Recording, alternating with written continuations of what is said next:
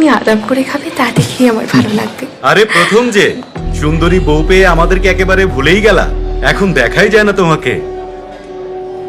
একটু ব্যস্ত আছি, সময় করতে পারছি না। এমন সুন্দরী বউ নিয়ে রেস্টুরেন্টে আসতে নেই, রেস্টুরেন্টটাকে বাসায় নিয়ে যেতে হয়, নয়তো অন্য কাস্টমারদের আর খাবারে মনোযোগ থাকে না। তোমরা কি অর্ডার করেছো? অর্ডার না করলে আমাদের টেবিলে এসে জয়েন করো। আমাদের টেবিলটা একটু আলোকিত হোক। ট্রিটটা না হয় আমিই দিলাম। নো থ্যাঙ্কস, আমি খাবারটা নিজের মতো করেই খেতে ভালোবাসি। ওয়েটার, জি স্যার। আমার কিছু অর্ডার আছে, ওগুলো প্যাক করে গাড়িতে উঠিয়ে দাও। Okay sir. Enjoy your time. এসো।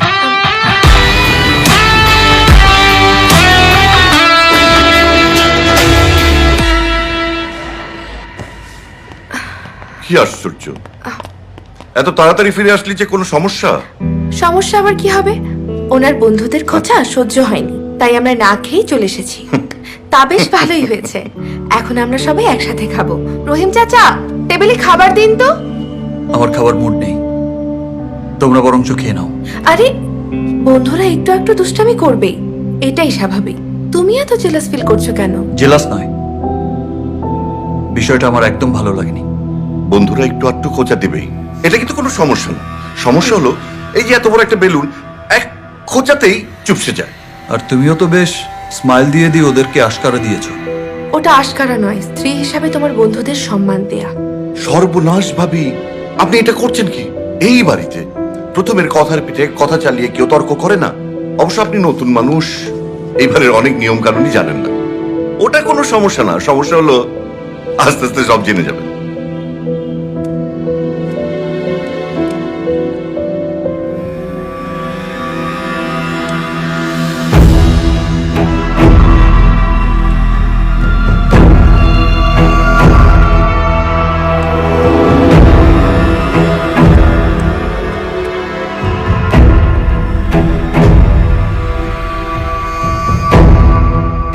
সৌন্দর্য শুধু সৌন্দর্য নয় বন্ধু, সৌন্দর্য একটা রোগ, ভয়াবহ মরণ ব্যাধি রোগ।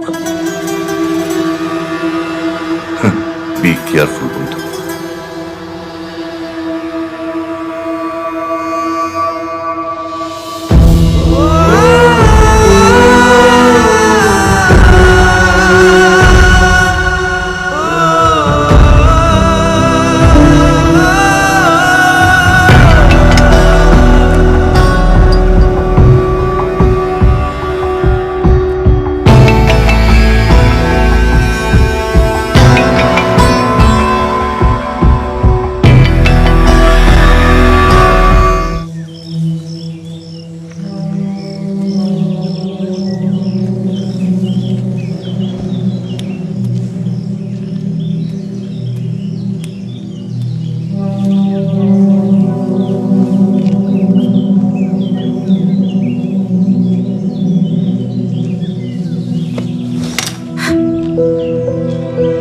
পর্দা এভাবে টেনে রাখতে হয়, নয়তো ঘরের সৌন্দর্য আর সম্মান পরের চোখে সস্তা হয়ে নিলামে উঠে যায়। সত্যি করে বলো তো, আমাকে কি সবার কাছ থেকে আড়াল করতে চাইছো, নাকি এই চার দেয়ালের মধ্যে বন্দি করে রাখতে চাইছো?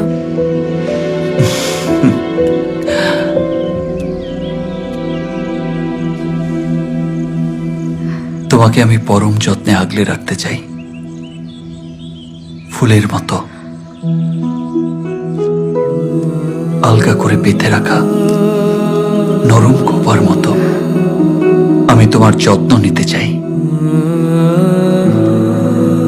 চুরির মতো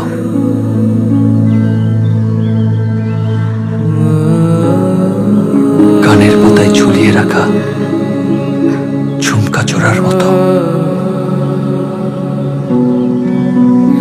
রাখি যত্নে সারাদিন, তোমায় আমি দখল নিতে চাই। দেখি স্বপ্নে সারাদিন, রাখি যত্নে সারাদিন, দেখি স্বপ্নে সারাদিন।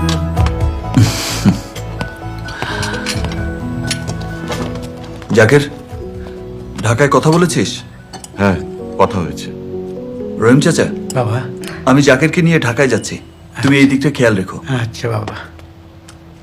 ইস ভাবি, আপনি জানেনই তো প্রথম কুসুমগোলা ডিম্পোজ পছন্দ করে না, তারপরেও কি দিলেন?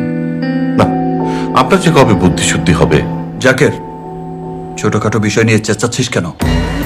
আর যাকে রাগ দেখাচ্ছিস, ভুলে যাস না সে আমার স্ত্রী, এবারের বউ।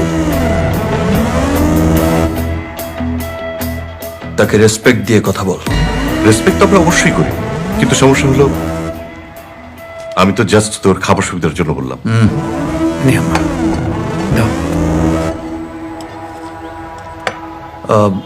সাবধানে থেকো, আমি বেরোচ্ছি।